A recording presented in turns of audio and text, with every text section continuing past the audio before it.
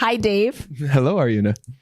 Thank you so much for doing the workshop. And I already got the feedback from builders, and they are excited about it. And they said that they liked it so much.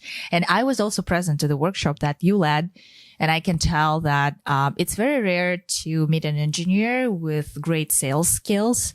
And then it seems to me that you have both.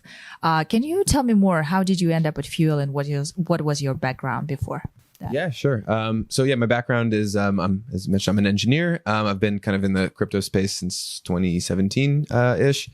And my journey with Fuel kind of goes back to the beginning. I'm friends with Nick, our CEO. We both live in Lisbon. And actually, when COVID happened and everyone was stuck at home, Nick kind of called me up and had this cool idea for like a scaling project, a layer 2. And we were kind of working on that together. So, worked on some stuff with Fuel in the early days, stayed kind of around the project. And then earlier this year, felt like it was a good time to come on full time and kind of push the project towards its mainnet. So it's been a project I've been excited about for a long time.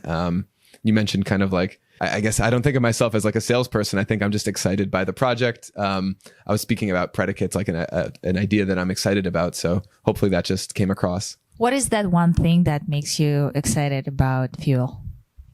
I think the thing that's exciting about Fuel's kind of, I don't know if I say like ripping the Band-Aid off and doing the hard thing. There's a lot of different layer 2s and scalability projects in the Ethereum ecosystem. And a lot of them are using the EVM and Solidity and really trying to make things very familiar to developers. And obviously, as a developer, I appreciate things being familiar and easy.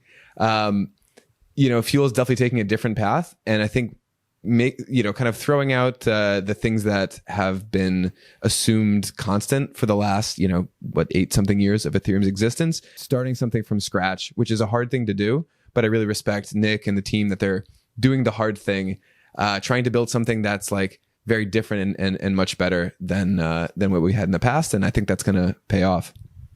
Amazing. Thank you so much for sharing that. Also, what is your vision for Fuel? My vision for Fuel, Fuel is obviously building a new stack, a new type of way of building rollups and layer 2s. And, we have test nets right now. We'll be coming out with kind of Fuel mainnets, within the next year. But I think the long vision is to have many different chains that are not Fuel branded, that are not, you might not even know you're interacting with Fuel, but are different projects that have, different compromises, want to bring different features in, have those all running in parallel, but also have them kind of meld together. I think users are getting a little frustrated of, we've got all these great layer 2s, but it can be frustrating. They feel like different blockchains, different like siloed ecosystems. And so I think with Fuel, we can, give developers the ability to make really interesting applications on interesting chains, but we can also try to kind of make the technology fade into the background and make it so that, you don't really care which blockchain you're interacting with. You don't care kind of the technical details of interacting with blockchain applications. You just kind of use these applications almost the same way you would use like a Web 2 application. And I think Fuel's in a really great position to kind of make some of the changes necessary to reach that future. And when you talk to builders, developers, what do you usually say to them in order to inspire them to build on Fuel? That's a great question because, as I mentioned, Fuel is not familiar. We're not using Solidity, the EVM. Some projects are trying to go a different direction. Say you can build smart contracts with Python or Rust. We have a new language and a new stack. So it takes a little bit, but I think when developers start to understand like some of the things that make Fuel really unique, UTXOs is again something that some people get kind of turned off at first, but when they start to wrap their head around like, okay, why do we use UTXOs and what does that enable? They start to get excited. Today I was talking about predicates. That's one of the things that gets me most excited, gets other people excited once they kind of figure out how they work. Like that's one of our big challenges is like, we have really interesting things that developers do get excited about once they understand them. And our challenge is figuring out what's a great way to help developers understand what makes Fuel special without spending a ton of time reading a ton of documentation. And so, hopefully the presentation I gave today was one example of a way that we can kind of like get developers up to speed quickly on what makes Fuel special. It was really good. It reminded me of all the presentations that I've done in my life as well. But then you were like, okay, let's code now. So you presented it well, and then you provided the hard skills, and then people actually learned a lot of things. And also, I know that you are coming from Connecticut, right? Like you were born and raised there. And Correct. Yeah. it is very sort of like traditional setting, right? It's like not Web3 setting like in other countries like Russia, Ukraine, Portugal, India, where we can see mass adoption of crypto.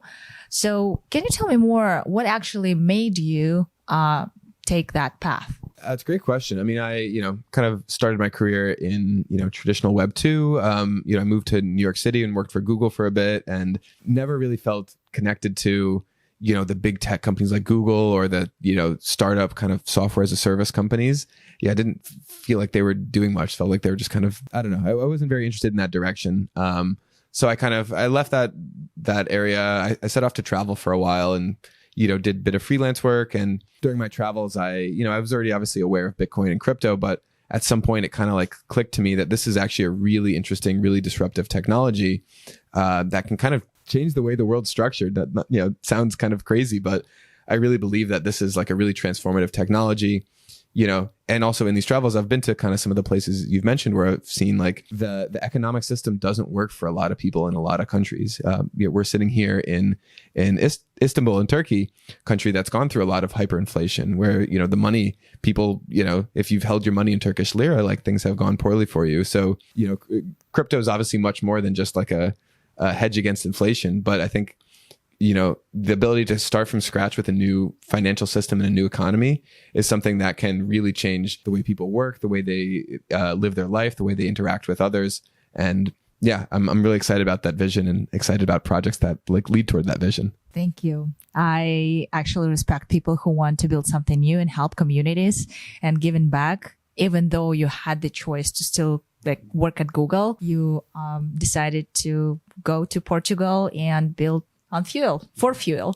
So thank you so much. I really appreciate sharing your thoughts, and I'll see you tomorrow. Thank you so much.